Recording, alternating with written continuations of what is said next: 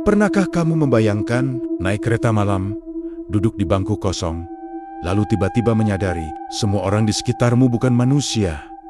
Itu bukan sekadar cerita karangan. Ada kisah nyata yang sampai sekarang masih jadi misteri di jalur kereta Bintaro. Jalur yang dikenal sebagai saksi bisu tragedi tabrakan kereta paling mematikan di Indonesia tahun ke-1987, ratusan nyawa melayang. Dan sebagian orang percaya arwah mereka tidak pernah benar-benar pergi.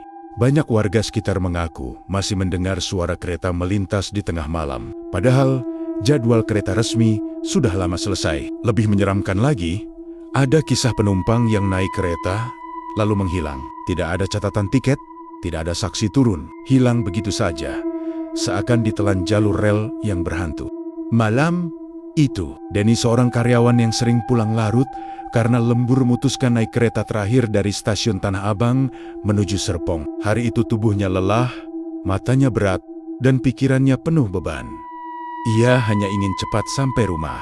Tapi siapa sangka perjalanan singkat itu justru berubah menjadi malam paling mengerikan dalam hidupnya. Dani membeli tiket seperti biasa. Stasiun sudah sepi. Hanya ada beberapa orang duduk di bangku tunggu. Semua tampak normal, kecuali satu hal. Saat kereta masuk ke peron, suara derit besinya terdengar berbeda. Lebih berat, lebih menyeramkan, seperti keluhan panjang dari besi tua yang sudah lama berkarat. Ia mengabaikan perasaan aneh itu, naik ke gerbong, memilih bangku di dekat jendela. Lampu redup berkelip-kelip, udara di dalam gerbong dingin menusuk tulang. Tapi Dani tak peduli, pikirnya ini hanya kereta tua yang butuh perbaikan. Kereta berjalan, suara roda besi menghantam rel seperti dentuman gendang yang tak berirama. Dani bersandar, mencoba memejamkan mata. Namun tak lama, sesuatu membuatnya membuka mata. Gerbong yang tadi kosong, kini terisi. Kursi-kursi perlahan terisi oleh penumpang. Bukan orang biasa, rambut basah, wajah pucat, sebagian tubuh penuh darah. Seolah-olah mereka baru saja keluar dari kecelakaan. Mereka duduk diam, menatap lurus ke depan. Tak ada yang bergerak, tak ada suara. Hanya aroma anyir besi bercampur darah yang memenuhi udara. Jantung Dani berdetak kencang, tangannya gemetar. Ia berusaha meyakinkan diri ini hanya mimpi. Tapi saat salah satu penumpang menoleh, menatapnya dengan mata kosong penuh kegelapan, Dani sadar ia tidak sedang naik kereta biasa. Ia sedang berada di dalam kereta hantu Bintaro.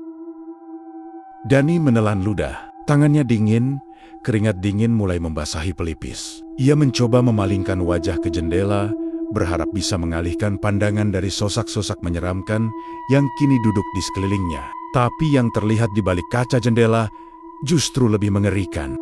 Malam di luar sana gelap pekat. Tidak ada lampu jalan, tidak ada rumah penduduk, hanya hutan kecil dan hamparan sawah yang seharusnya biasa saja.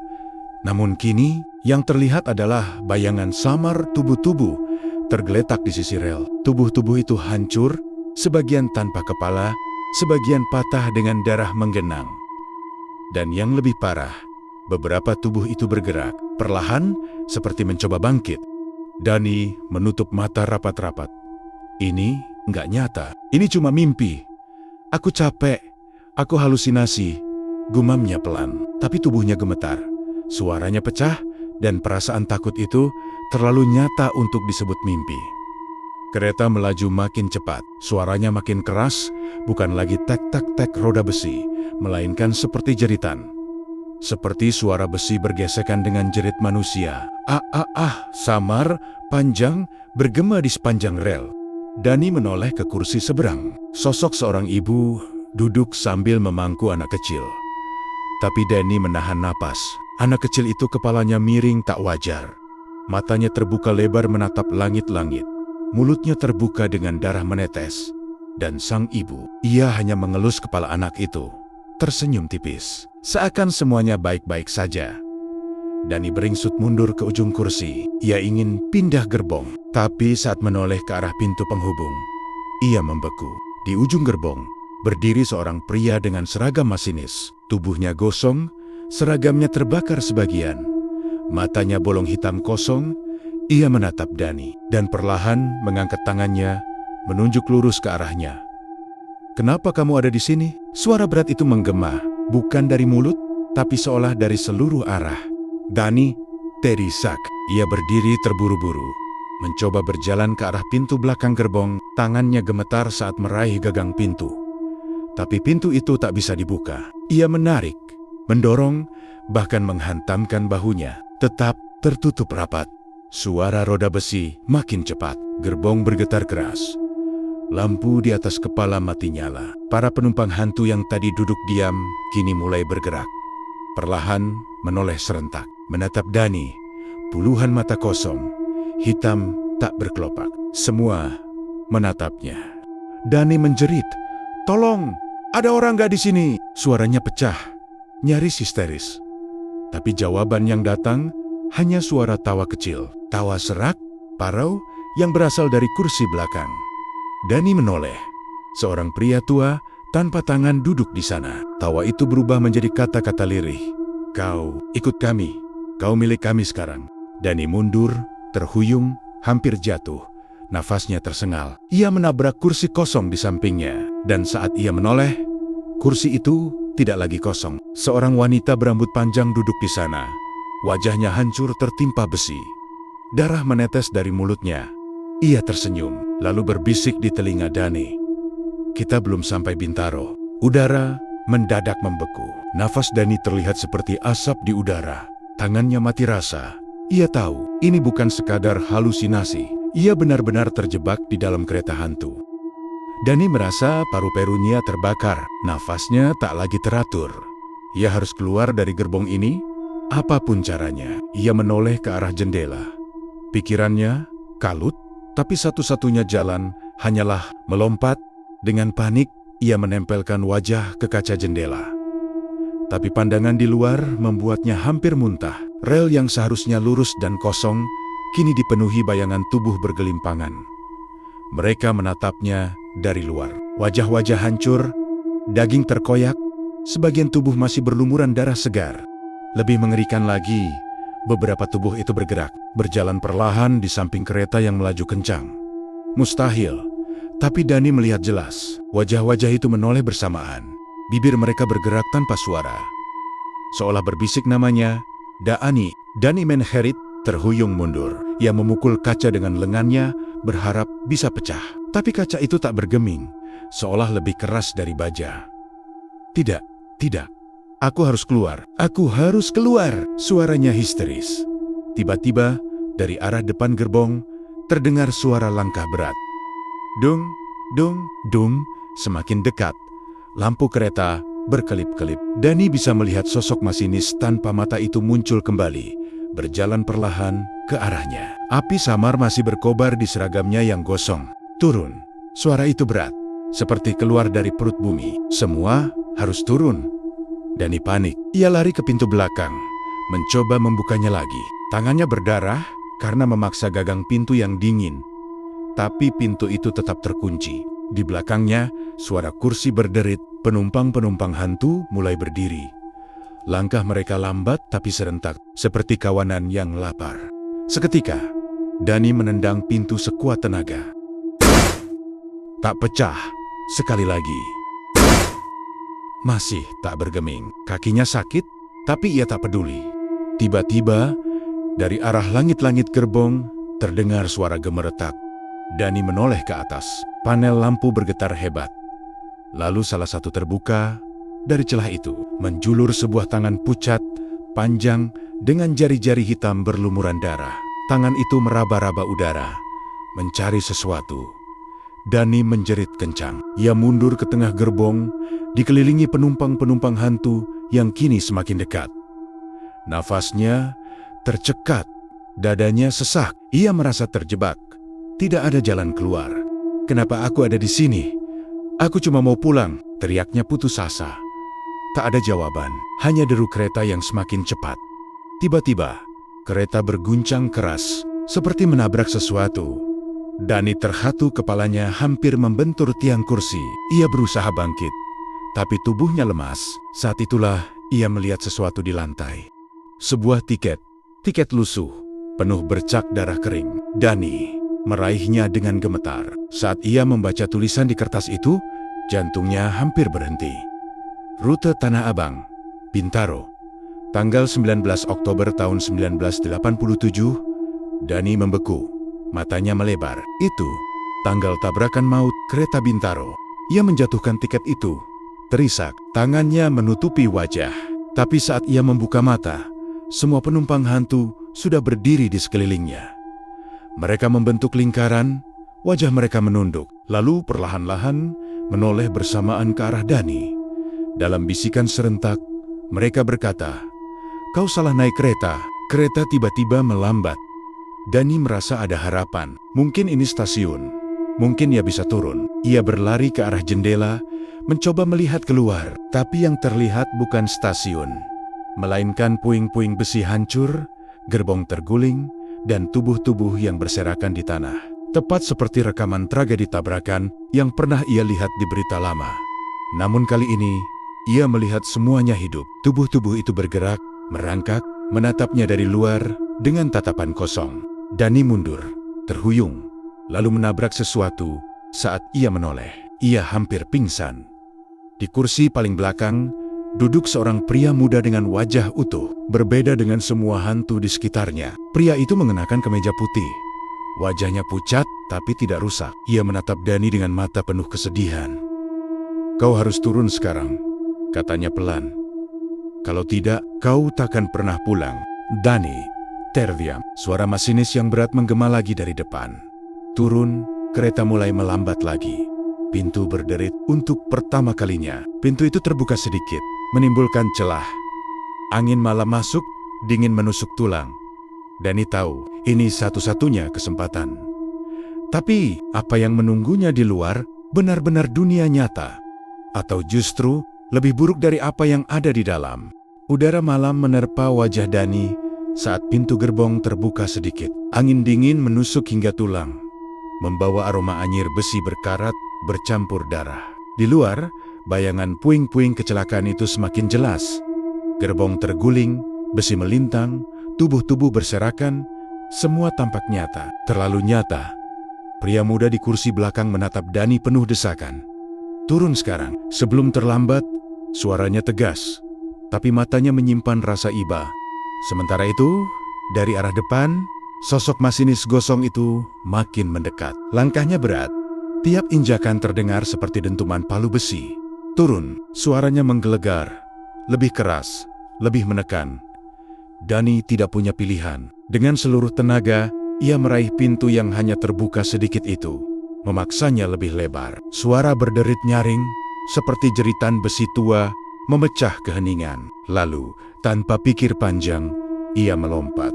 Tubuhnya menghantam tanah keras, lututnya tergores, sikunya berdarah. Tapi rasa sakit itu tidak sebanding dengan ketakutan yang merayapi seluruh tubuhnya. Ia terbaring beberapa detik, mencoba mengatur napas sebelum akhirnya bangkit perlahan. Namun yang ia lihat membuat darahnya membeku. Di sekelilingnya, ratusan sosok berdiri, tubuh-tubuh hancur, kepala pecah, tangan patah, darah mengalir. Mereka semua menatapnya, tidak bergerak, tidak bersuara, hanya menatap. Pum, ya Tuhan, Dani berbisik lirih. Suaranya hampir tak terdengar. Sosok-sosok itu kemudian bergerak serentak, pelan tapi mantap. Mereka melangkah mendekat. Dani mundur, tubuhnya gemetar hebat. Ia berbalik, berlari sekuat tenaga ke arah yang tampak seperti jalan kecil di tepi rel. Namun tanah yang dipijaknya terasa aneh. Setiap langkah seolah menjerat kakinya. Lumpur bercampur darah, licin dan lengket. Dari bawah, tangan-tangan pucat muncul, mencengkeram pergelangan kakinya. Dani berteriak, meronta, menendang, sampai akhirnya ia berhasil melepaskan diri. Nafasnya memburu, jantungnya nyaris meledak. Ia terus berlari, tak berani menoleh. Di kejauhan, ia melihat cahaya samar, seperti lampu stasiun. Harapan kecil tumbuh di hatinya. Itu jalan keluar. Aku harus sampai ke sana. Tapi saat mendekat, cahaya itu justru berubah. Bukan lampu stasiun, melainkan api yang membakar puing-puing kereta. Api itu berkobar tanpa suara. Dan di tengahnya, Dani melihat puluhan sosok berjalan keluar. Sosok-sosok penumpang, tubuh mereka hangus, kulit terkelupas, mata kosong. Mereka berjalan lurus, menembus api, menuju dirinya. Dani berhenti mendadak. Kakinya lemas. Air matanya mengalir tanpa sadar. "Kenapa aku? Aku nggak salah apa-apa. Aku cuma mau pulang," teriaknya putus asa. Dari balik api, seorang wanita muncul. Berbeda dengan yang lain. Wajahnya utuh cantik. Rambut panjang tergerai, mengenakan dres putih sederhana. Ia berjalan perlahan ke arah Dani.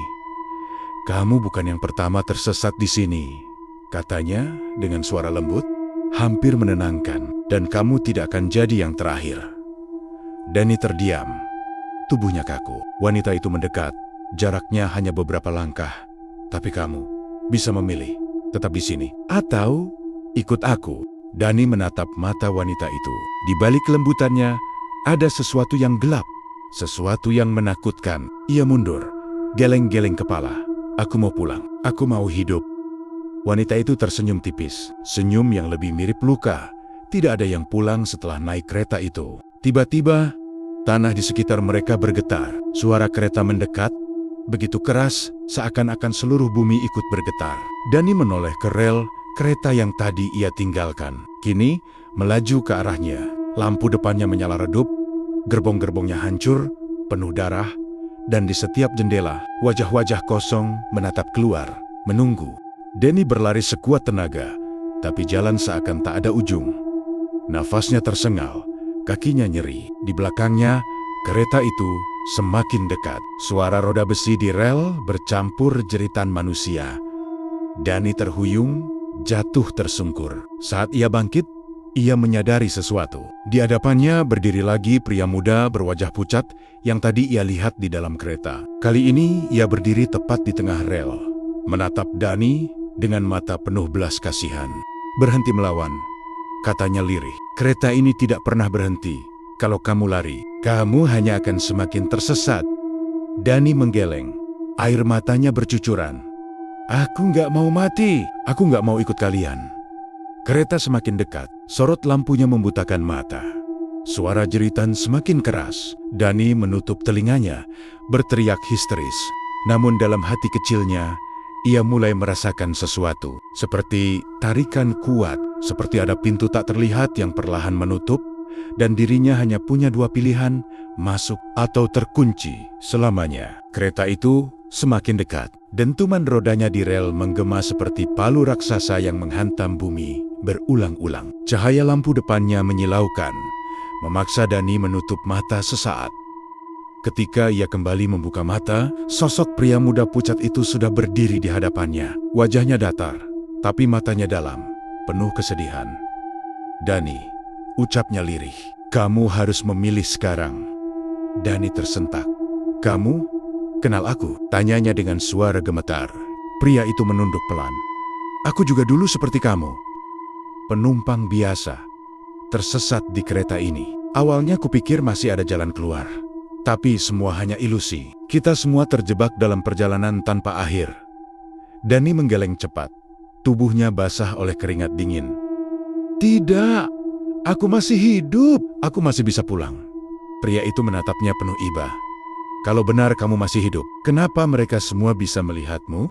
Dani membeku.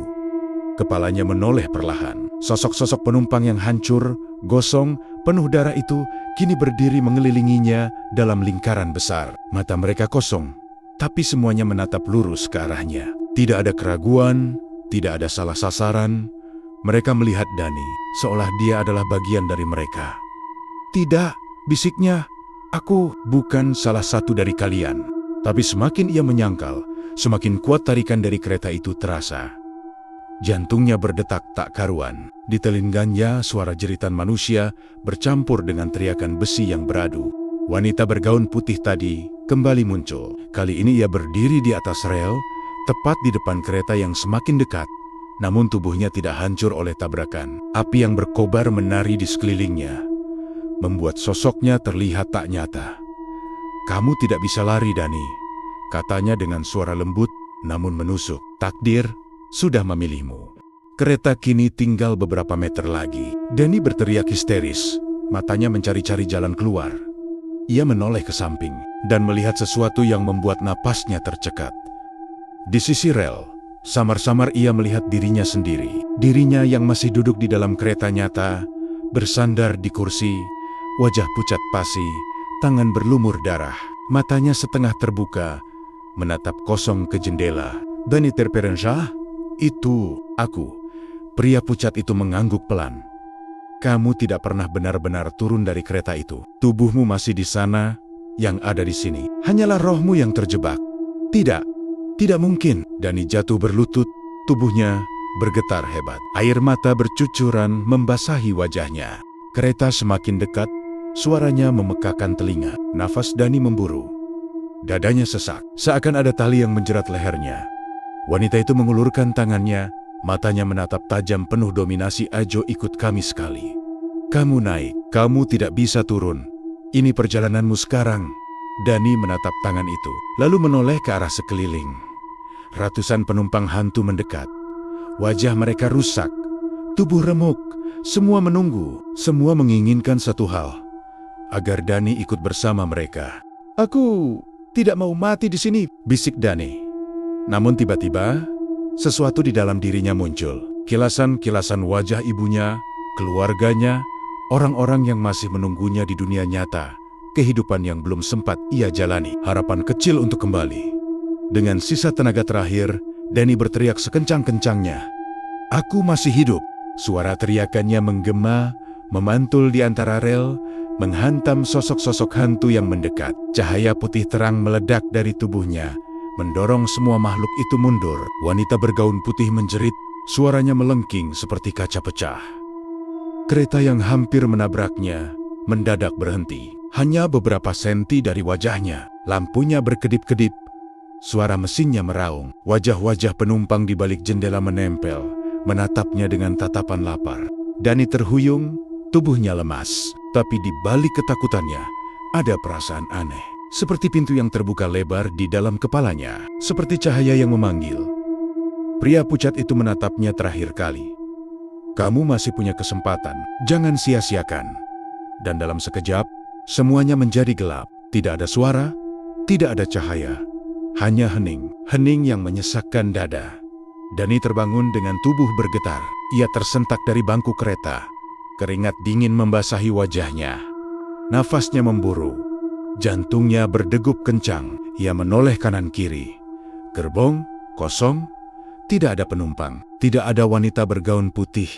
Tidak ada pria pucat. Hanya dirinya seorang diri. Suara roda kereta terdengar normal kembali. Tidak ada jeritan, tidak ada suara aneh. Dani mengusap wajahnya, mencoba memastikan ini nyata. Ia melihat jam di pergelangan tangan, jam 23:45, masih wajar untuk kereta terakhir. Cuma mimpi, bisiknya, meski hatinya tahu itu bukan sekadar mimpi. Kereta berhenti di stasiun berikutnya. Pintu terbuka. Dani segera bangkit dan turun dengan langkah terburu-buru. Kakinya masih lemas, tapi tekadnya kuat. Ia harus cepat keluar dari stasiun itu. Begitu kakinya menyentuh tanah peron, ia menoleh ke belakang sekali lagi. Gerbong kereta yang barusan ia tumpangi masih berdiri diam, pintunya terbuka, kosong. Tapi sesuatu membuatnya tercekat. Di jendela gerbong paling belakang, ia melihat bayangan dirinya. Duduk diam, wajah pucat, mata kosong menatap lurus ke depan. Sama persis seperti yang ia lihat di jalur rel tadi. Dani mundur selangkah, napasnya memburu. Tidak mungkin. Kereta itu kemudian bergerak perlahan, meninggalkan stasiun. Bayangan itu masih duduk di sana, menatap Dani sampai kereta benar-benar hilang di kegelapan malam. Tubuh Dani gemetar kini ia sadar. Meski ia berhasil keluar, ada bagian dirinya yang tertinggal di dalam kereta itu. Bagian yang mungkin akan selamanya jadi penumpang kereta hantu Bintaro. Percayalah, beberapa perjalanan tidak seharusnya kamu tempuh. Dan jika suatu malam kamu naik kereta terakhir lalu merasa ada yang aneh, mungkin sebaiknya kamu turun sebelum terlambat. Karena sekali kamu ikut naik, kamu tidak akan pernah benar-benar bisa turun. Kalau kamu suka cerita ini, jangan lupa like, komen, dan subscribe channel ini. Biar kamu nggak ketinggalan kisah-kisah horor berikutnya. Karena akan ada kisah baru yang siap membuatmu merinding sampai sulit tidur.